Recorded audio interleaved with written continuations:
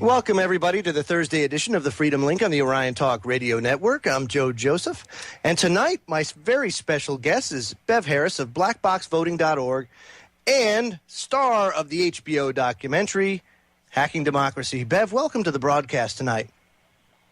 Well, it's nice to be here. Fantastic. So you've been very busy lately, haven't you? Oh, man, I have to tell you, the reports of anomalies are flooding in so fast, I've probably only been able to get through 2% of them.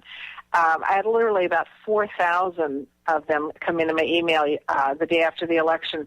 So, it's so interesting because you see the media say, and everything went smoothly. No, it didn't. I can tell you that. I have a very, very, this election cycle, more so than even the one in 2008, I just had a very, very bad feeling about it, And to me, it's bad enough when the candidates are basically handpicked for us to choose. You saw them take the thunder from Ron Paul's momentum from his presidential campaign when they fixed the election in Iowa. And then, oh, by the way, 6 weeks later, hey, you won. Whoops. And so, we had that. They handpicked the candidates, but then they go to these extreme links to do you see cheating on both sides when you do the investigation? Yeah, and then actually one of the most classic examples was the vote flipping this time, the documented vote flipping from Romney to Obama and from Obama to Romney, depending on which county you were in, was actually videotaped by people with their cell phones. They would, push one and up would go the other one. And depending on who had custody of those voting machines, it would flip to either the Republican or to the Democrat. It was cross-tampering. Oh, isn't that interesting? And now, I saw maybe 4 instances of that on in the mainstream media. How many instances did you see or get reported to you? Well, I'll tell you, in terms of things that really raise my eyebrows, they're not all the same symptom, but the one that is really trending this year is situations where they have interrupted the count, and their explanations are flat out implausible. For example, right now in King County, Washington, which has got 1.2 million voters, they've got a couple of very controversial situations: the governor's race, the gay marriage amendment, and so forth, or proposition or something. Well, they stopped the count with 75% of the ballots counted. That leaves 250,000 ballots not counted, basically controls the state of Washington. And their excuse was, well, all of our scanners went on the fritz. All of them? Time, wow. Yes, but get this, in Benton County, Arkansas, they stopped the count because, guess what? All of their absentee scanners went on the fritz at the same time. And in Dorchester County, South Carolina, guess what? All of their machines went on the fritz and couldn't read votes. I mean, it's just, really, does somebody write a little script out and say, tell them all your machines won't count votes? Probably figuring that nobody does what I do, is just sit there and grind my way through all the different reports and start seeing that these are patterns. Yeah, well, they don't have the luxury of that, because they're just dealing strictly with their locality. Well, but somehow, you see this exact same pattern showing up in different places. And the other one that we always see this in Florida. Midway through the count on election night, the power goes out, and when the power comes back on, the trend has shifted. That happened not in one county, in 2 counties, both in Pinellas and in Hillsborough, which is Tampa, St. Pete. They, okay, we're just cranking along, counting votes. Well, the power just went out in both of our counties. Now we come back, and this happens every election in Florida. It happened in Collier County, a few years back. It's like suddenly the power goes out. Isn't that funny? Yeah, very convenient. Very convenient, and all too literally counting votes in the dark. Yeah, really, and that makes it hard when they're electronic. See, that's one of those things. You kind of need power for that.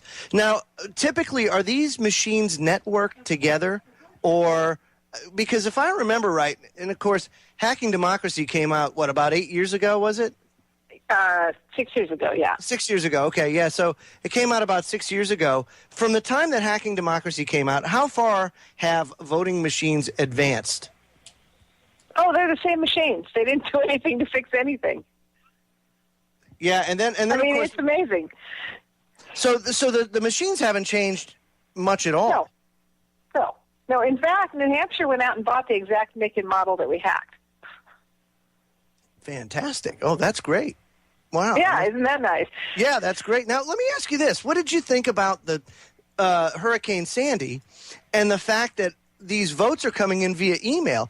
How in the heck do you count those and get everything in and then call the state of New Jersey and call the state of New York and you understand what I'm saying? It's just... Well, plus they said that they could count them a few days later. I mean, there was so much wrong with that equation. First, by federal law, they have to have a disaster plan for their electronic voting, and that disaster plan is to print paper ballots, and people just vote on the paper ballots. It's, not rocket science. Well, so why did they even need to do this email and fax thing? And by the way, when you do email and fax, you automatically, they know how you voted, because you can't separate the identity of the voter from those votes. And you're right. I mean, so much of what you read about in the news, it's like, does the reporter not understand what follow-up questions to ask? I mean, it's like, do we just accept on blind faith everything we are told? Fortunately, in King County, they said, all the optical scan machines went on the fritz. And a reporter did call me and and it was very detailed about what follow-up questions to ask and what reports to ask for. Because the other thing is, all these claims they make, every one of these voting machines has an audit log that it produces, and that's a public record. And if you simply ask for the audit log, it better corroborate what you said when you say, all of a sudden it went out of, that's interesting. If all your voting machines went on the fritz at a certain time, all their audit logs should have some sort of explanation for that, huh? You would think so. So once reporters ask for that, then I think things will start to be very interesting. Yeah, and that's the thing is you really have to educate yourself about what it is you're trying to research, and knowing the machines definitely help. I mean, you've done a ton of research into this, so you know about the audit logs. But somebody like myself, or just an average Joe Schmuckatelli walking down the street, you ask them how a voting machine works, they don't know, and they don't know about audit logs. So it's great to have somebody like you and your organization, Black Box Voting, and folks, that's blackboxvoting.org. To go ahead and compile a lot of that data, and do you make it readily available for the media, and do you interface with them or try to offer it to them? Yeah, everything's public, and as much time as I have, I do. And what we did after 2004, in 2004, we did public records requests for these audit logs and so forth in 3,000 counties. Well, after that, we now wait for a reporter or a member of the public. We will mentor them through, even send them a template if they need it for how to do it. But until they go out and make the effort, we don't really help as much, because what we found is people in 2004 were saying, are you going to reverse the election? We thought, no, this is not democracy or a democratic system. People have to understand that they've got to take the reins themselves. Right. So our role now actually is not only, do we believe that, but if somebody calls me and wants help, I won't help them unless they're going to do something on their own. That's fantastic. Wow. What a great first segment with Bev Harris of Black Box Voting. We'll be right back after these messages, folks, so don't go away. When we come back, we'll discuss how realistic it is, the expectation that maybe we can turn this thing around. So don't go away. We'll be on Network. My guest tonight is Bev Harris of Black Box Voting. Her website, blackboxvoting.org. And also in the featured documentary, HBO documentary, Hacking Democracy, which really exposed for the first time on video, in your face, the rampant corruption that happens in our election and electoral process. So Bev, is it realistic to expect that we can reform or fix the system? Well, first, I think we have to understand what the core problem is and what the terrain that we're facing is. The core problem is not exactly the mechanics of voting. The core problem is our ability to authenticate the election, the public ability to authenticate what's going on. If we can't do that, we don't have self-governance. It's a sham. So we need to keep our eye on that. And then the terrain that we're facing, well, look, this is not just an American problem, a United States problem. This is a global problem. The same four companies that dominate U.S. election voting machines are all over the world doing the exact same thing with the exact same machines in other countries. There are citizen movements against electronic voting in India, in the Philippines. There's, in Belgium. The nation of Germany has banned this stuff as a human rights violation, and they have done so using that core principle. So we have to keep our eye on the principle of the thing, not on any particular candidate or mechanics. What Germany did was some citizens took it to their equivalent of the Supreme Court. They ruled, and a beautiful ruling, it said the public must be able to see and authenticate the election, all essential steps of the election without need for special expertise, and no after-the-fact procedure can be substituted for the public right to authenticate the original count. Now, that mouthful really says what's wrong with our system. The Netherlands and Ireland have also gotten rid of their voting machines. So this is playing out, first of all, in the global arena. We have to look at the players who really want to keep this opaque election system in place, and that is even more so than the elites in the political parties. It's the big multinational corporations. Their profits, their bottom line, depend on making sure that legislation is friendly to them. And they do that, and they admit this. And, in other countries, they admit this by sticking their thumb on the scale of elections so that they can control who gets into power in the legislature. So, this is a big beast for us to tackle. But what I want to kind of put in perspective is this. Back in the 1700s, before this country was founded, 3 out of 4 people in the world were in some form of slavery or indentured servitude. There had never been a situation where there wasn't slavery. And some people in England, a handful of guys in the back of a print shop, started meeting and saying, we'd like to get rid of slavery. It took them only 2.5 generations, which sounds like a long time, but not really, considering they were rewriting how the world works. They didn't have the internet. They didn't have academics behind them. They didn't have politics behind them. At that time, the sugar cartels were as powerful as the oil cartels now, and they were dependent on slavery. The politicians were in bed with us. They were slave owners often. In England, they owned slaves in the Caribbean. So they did it. They managed to overturn slavery.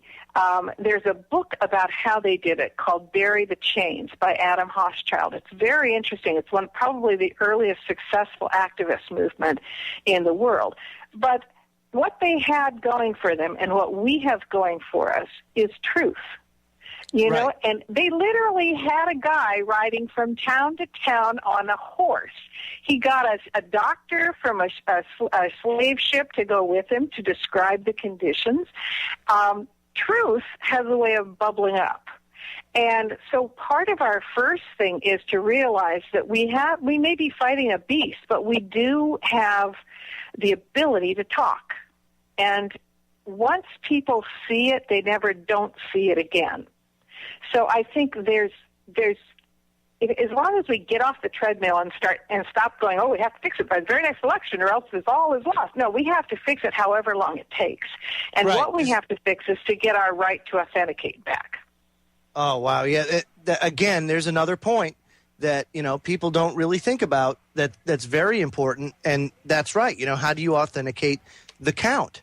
What I guess that was a very good example with slavery. Do you think that we live in a society now where everything is instantaneous? And people have been programmed, not so much programmed, but just through the fact that everything's at your fingertips and everything's so convenient. You know, we live now in a culture of convenience. Do you see the drive in people? Do you see the patience and the perseverance in the people fighting for this? And do you think there are enough people out there that give a darn enough to really see this through? Well, yes, I do see the drive. There aren't yet enough people, but that is changing. I see a great big difference between when I started this in 2002 and how it is now. Back then, you know, we were considered weirdo fringe people. Now, you know, when they've done surveys, the majority of Americans aren't really sure they trust these voting machines.